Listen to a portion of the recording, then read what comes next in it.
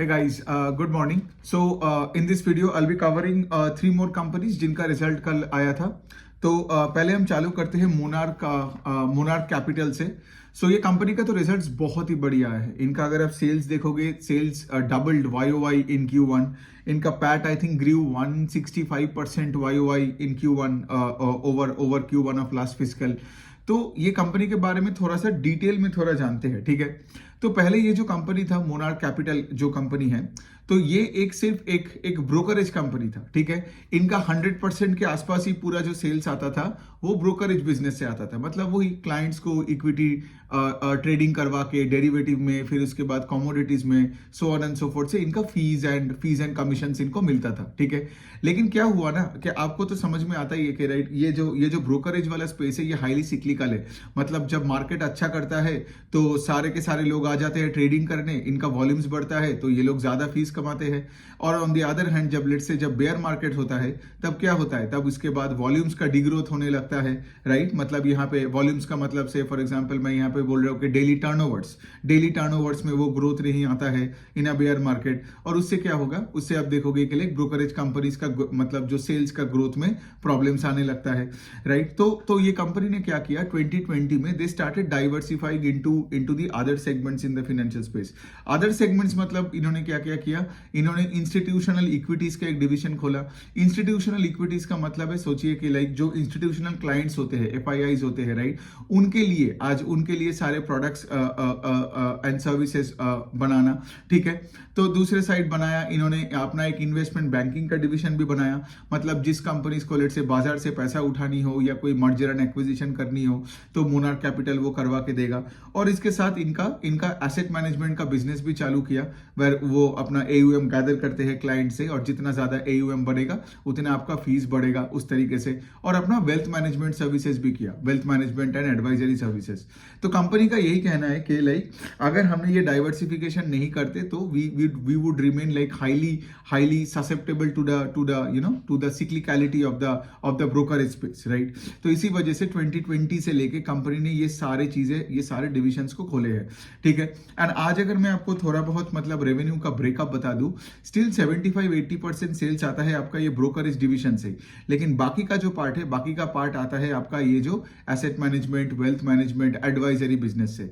Now understand this, right, कि like ये यहाँ पे हम जो डिस्कशन कर रहे हैं, यहाँ पे आप देखोगे बहुत सारे कंपनीज भी ऐसे ही कर रहे हैं, सिर्फ मोनार्क कैपिटल नहीं.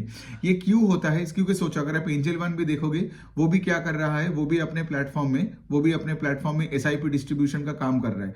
मतलब थर्ड पार्टी म्यूचुअल फंड्स बेचने का काम. फिर उसके बाद देखोगे इंश्योरेंस बेचने का काम कर रहा है बहुत कंपनीज. फिर उसके बाद आप देखोगे कि लाइक एडवाइजरी. और देखिए ये वाला जो इनकम होता है ना, वो इनकम मतलब देखिए कुछ इनकम होता है जो से फॉर एग्जांपल मार्केट के साथ डिपेंडेंट है, राइट. जैसे for example brokerage income, market ऊपर जाएगा तो ब्रोकरेज इनकम बढ़ेगा, मार्केट नीचे आएगा तो ब्रोकरेज इनकम बढ़ना डिफिकल्ट हो जाएगा. लेकिन से फॉर एग्जांपल आज आपका जो ये एडवाइजरी फी है, ठीक है, मतलब एडवाइजरी फी मतलब से आप रिसर्च रिपोर्ट्स बना के अपने क्लाइंट्स को दे रहे हो. ऑफकोर्स आप ये भी बोल सकते हो कि लाइक ये जो इन्वेस्टमेंट बैंकिंग वाला डिवीजन है ये भी सिक्लिकल, बिकॉज जब बुल मार्केट होता है तो ज्यादा से ज्यादा कंपनीज को पैसा रेस करने में इजी होता है, IPOs लाते हैं, फिर उसके बाद मर्जर्स होते हैं. बेयर मार्केट में उतने IPOs आते नहीं है, राइट. लेकिन फिर भी कंपनी ने क्या किया, कंपनी ने एक डाइवर्सिफिकेशन तो किया, राइट. एंड ऑफकोर्स उसके साथ जो वेल्थ मैनेजमेंट का है, मतलब से मैंने अगर रिसर्च रिपोर्ट बनाया और क्लाइंट के साथ एक एडवाइजरी रिलेशनशिप में गया, जब मैं लेट से क्लाइंट्स को, जैसे मैंने बताया कि मोनार्क यहाँ पे रिसर्च पे बहुत तगड़ा फोकस करते हैं, ठीक है. मतलब वो F&O ट्रेडिंग ही हो जाए या वेल्थ मैनेजमेंट का कोई सर्विस हो या म्यूचुअल फंड का डिस्ट्रीब्यूशन हो, वो हमेशा तगड़ा रिसर्च करते हैं अपने क्लाइंट्स के लिए, ठीक है. तो मतलब क्या, अगर आप क्लाइंट्स के साथ एडवाइजरी रिलेशनशिप में ज्यादा से ज्यादा जाओगे, राइट, और फिर उसके साथ साथ ऑफ कोर्स आपका थर्ड पार्टी डिस्ट्रीब्यूशन और वेल्थ मैनेजमेंट डिवीजन को बढ़ाओगे, इससे क्या होता है, इससे आपका एनुइटी इनकम बढ़ता है, ठीक है. बिकॉज आप देखोगे wealth management space is less cyclical than the brokerage space, ठीक है. सो ये तो कंपनी को समझ में आया कि अगर हमें से फॉर एग्जांपल हमारे अर्निंग्स में, बिकॉज सोचिए ना, अगर आपका ईपीएस इतना वॉलेटाइल होता रहेगा, बाजार के साथ चेंज होता रहेगा, तो इसीलिए क्या है, वो स्टॉक भी ऊपर नीचे करता रहेगा, शेयर होल्डर्स कभी रहेंगे नहीं रहेंगे, ट्रस्ट नहीं करेंगे। लेकिन अगर आपका से फॉर एग्जांपल एक एन्युइटी इनकम बन जाता है, एन्युइटी इनकम जो अभी कंपनी कोशिश कर रहा है through wealth management, even asset management भी, इनका एएमसी का भी ये लोग क्या कर रहे हैं, अपना अपना एयूएम रेस कर मतलब किए जा रहे हैं, इनका पीएमएस भी है, फिर उसके बाद इसका एआईएफ भी है, ठीक है। तो ये सारे चीजों में कंपनी घुसे पड़े है, ठीक है। इन्होंने 2-3 अच्छे अच्छे आईपीओस भी करवाया पिछले 2 साल के अंदर।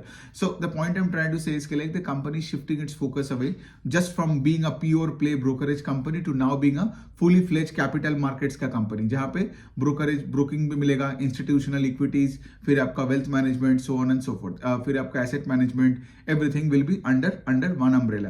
तो बात यही है। लेकिन हैविंग सेड दैट, इनका मैंने क्या बोला वीडियो के शुरू में, इनका सेल्स डबल हुआ है Q1 ओवर Q1 में, बिकॉज ऑफ कोर्स आप सबको पता है पिछले 1-1.5 साल से मार्केट में बहुत तगड़ा रैली चल रहा है, एफएनओ ट्रेडिंग में एकदम पूरा बूम आ गया है।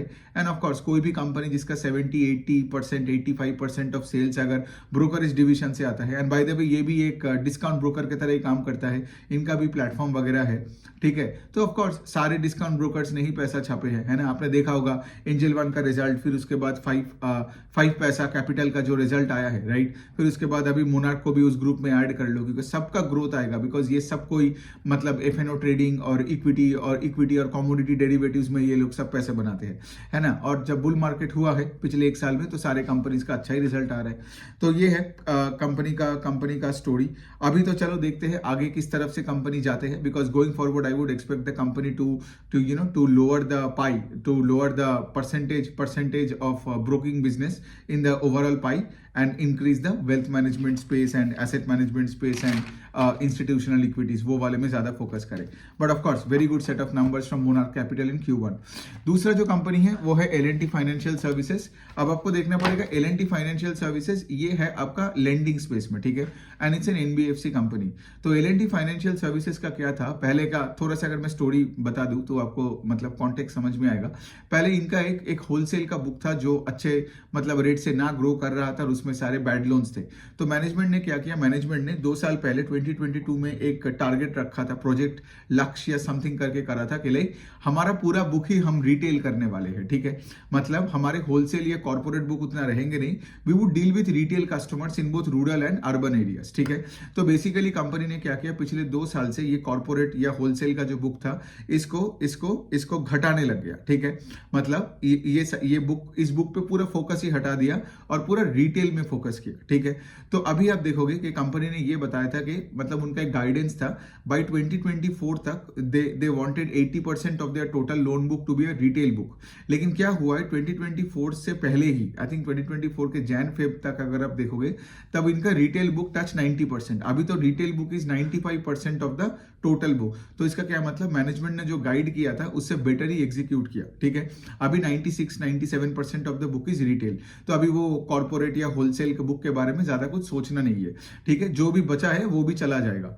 सो अभी अगर रिटेल में देखोगे तो बिजनेस मॉडल में देखोगे तो इनका 2 डिवीजन, जैसे मैंने बोला, retail urban and retail rural वाला पार्ट। सो बेसिकली अगर आप रूरल वाले पार्ट को देखोगे तो रिटेल रूरल वाले पार्ट में ये माइक्रो फाइनेंस मतलब लेंडर है, ठीक है। और रूरल में दूसरा जो साइड है वो ये लोग ट्रैक्टर फाइनेंसिंग करते हैं, ठीक है। तो ये हो गया उनका रूरल वाले part, which is 50% of the retail book. और बाकी का 50% ऑफ द रिटेल बुक जो है वो शहरों में लोन्स देते हैं, मतलब अर्बन एरियाज, टायर 1 सिटीज में लोन्स देते हैं। क्या क्या देते हैं ये लोग, पर्सनल लोन देते हैं, फिर उसके बाद 2 व्हीलर लोन्स देते हैं, फिर आपका प्राइम होम लोन्स देते हैं, loan against property and SME loans देते हैं। तो बेसिकली ये लोग जब यहाँ पे लोन्स देते हैं, मतलब शहरों पे लोन्स देते हैं, so they ensure that they target the prime customers, because उनको एक चीज पता है कि लाइक रूरल साइड में वैसे भी हम माइक्रो फाइनेंस कस्टमर्स को टारगेट तो कर ही रहे हैं, राइट।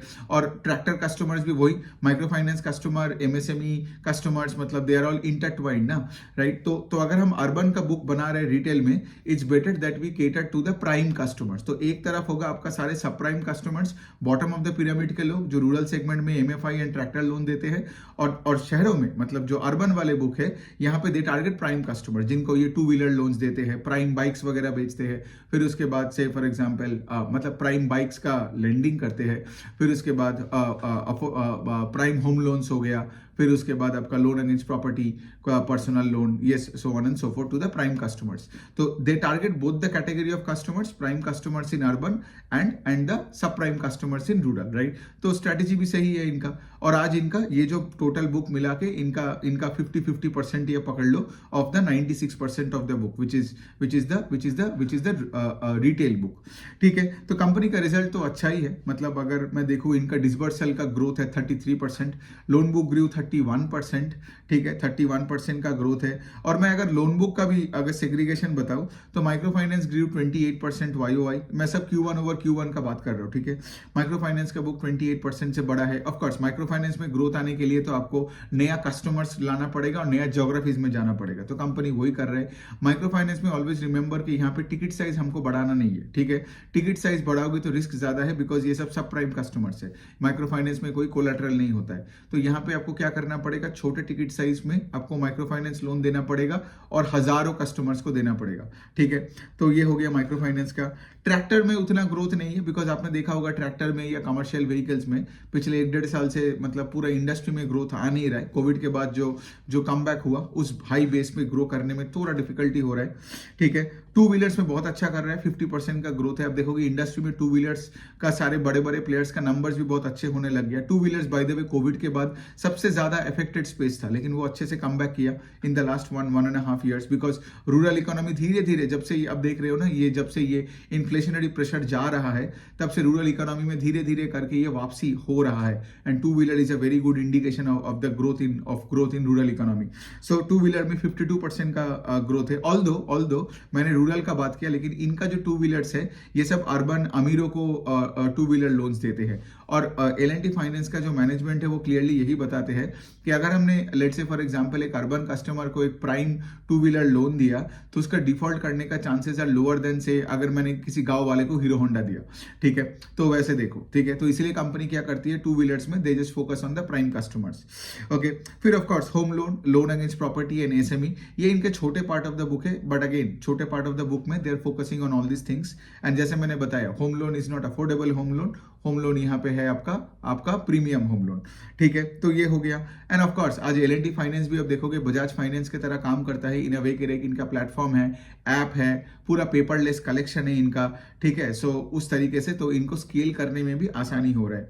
एक चीज है जो मैं और हाँ, ऑफ कोर्स इनका एसेट क्वालिटी के बारे में बता दूं तो इनका ग्रॉस NPA का नंबर, नेट NPA का नंबर आर ऑल इंप्रूविंग. इनका GNPA लास्ट ईयर वो आई थिंक 4% था, अभी 3% हो गया. तो सब कुछ तो ठीक ही है. एंड ऑफ कोर्स जैसे मैं बार बार बोलता हूँ, मैं जब अपना वो फाइनेंशियल वर्कशॉप किया था उसमें भी मैंने बार बार एक ही चीज बताया कि अगर आपको फाइनेंशियल्स या नॉन फाइनेंशियल्स कोई भी कंपनी समझ नहीं आ रहा है, ठीक है, और अपनी PPT खोला, the first thing you need to see कि भाई ROE किस तरफ जा रहा है. ठीक है, तो इस कंपनी का भी अगर आप देखोगे ROE अभी है 11.5%, लास्ट ईयर था 9.5%. So if the ROE is moving in the right direction, अगर ऊपर की तरफ जा रहा है, don't look at that ROE का number at a static level. ठीक है, सिर्फ ये मत देखना कि 11% है तो खराब है. अगर कोई कंपनी का ROE 14 से 12 होता है तो उसका स्टॉक नीचे जाएगा, गॉट इट. और किसी का ROE अगर 9 से 11 होता है तो उसका स्टॉक ऊपर जाएगा, गॉट इट. सो पॉइंट ये है कि मैं कोई रिकमेंडेशन नहीं दे रहा हूँ कि L&T फाइनेंस अच्छा है या बुरा है, स्टॉक खरीद लो एंड ऑल, नहीं.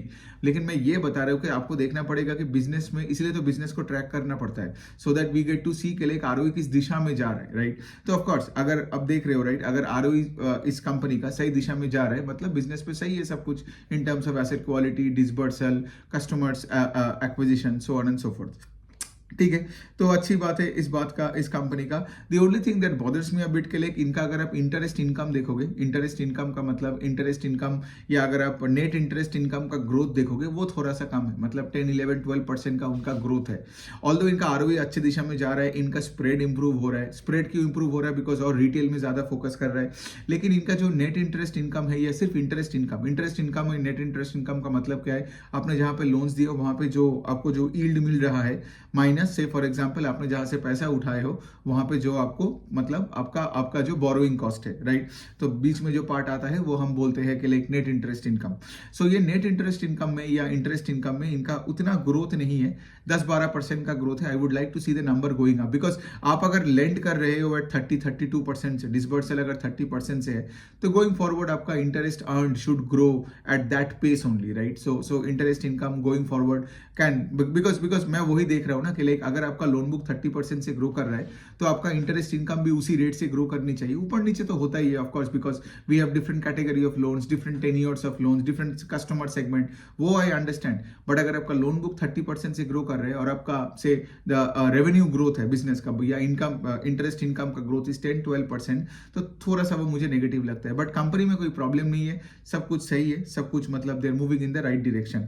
अब तीसरे एक छोटा सा कंपनी के बारे में बात कर लेते हैं। कंपनी तो छोटा नहीं है, मतलब हम छोटे से अपडेट के बारे में बात करेंगे, वह के बजाज ऑटो।